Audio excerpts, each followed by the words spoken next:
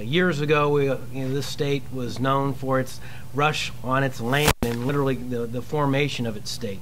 And you've also enjoyed, perhaps more than some states like ours in Missouri, the new quest for energy in oil and gas, and now to some degree in shale.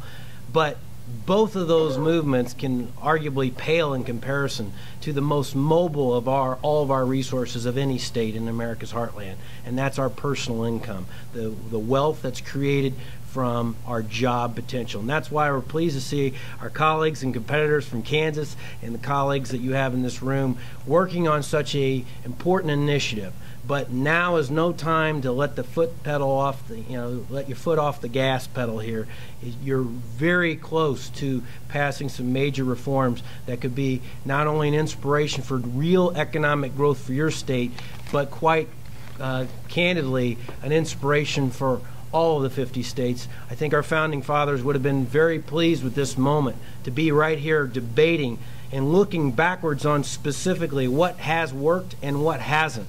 What our research knows from our state and the states around us is that states without a personal income tax tend to add more people, they tend to add more per capita income over time, and perform economically better by almost every measure. We also know that we look at amount of jobs that migrate from place to place. And Oklahoma, Kansas, and Missouri have one thing in common right now with the current tax policies. We all get jobs from California.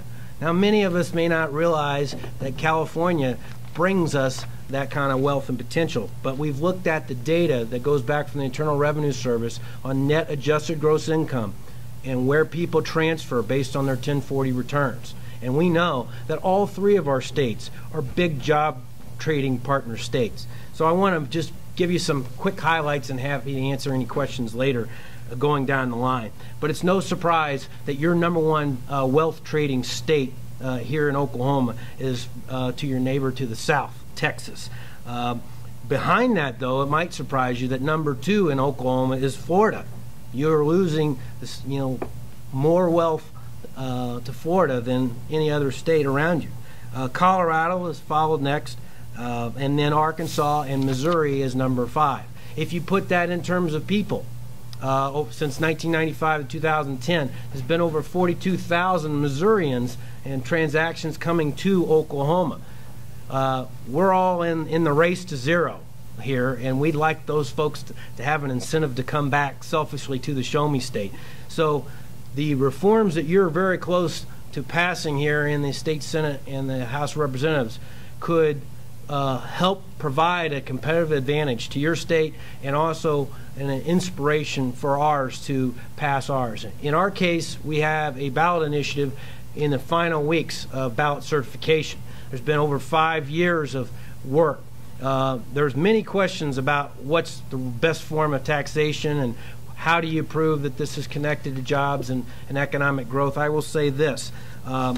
There's plenty of data out there. Gentlemen at the Tax Foundation, gentlemen from Kansas will be happy to share with you. The evidence is overwhelming that states with lower marginal tax rates on the most mobile of resource, your personal income, tend to grow faster, keep wealth and jobs better than other states that are out there.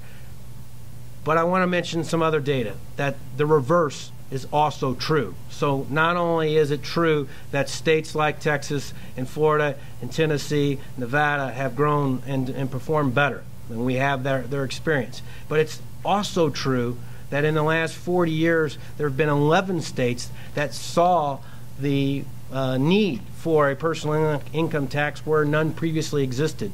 And in 11 of 11 cases, their GDP share as a percentage of our total output declined over the long term.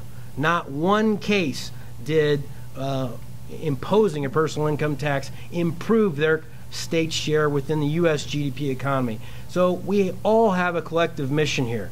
If we're going to see 4% economic growth, if we're going to see an economy that's stronger in the future, we have to pursue policies that we know work.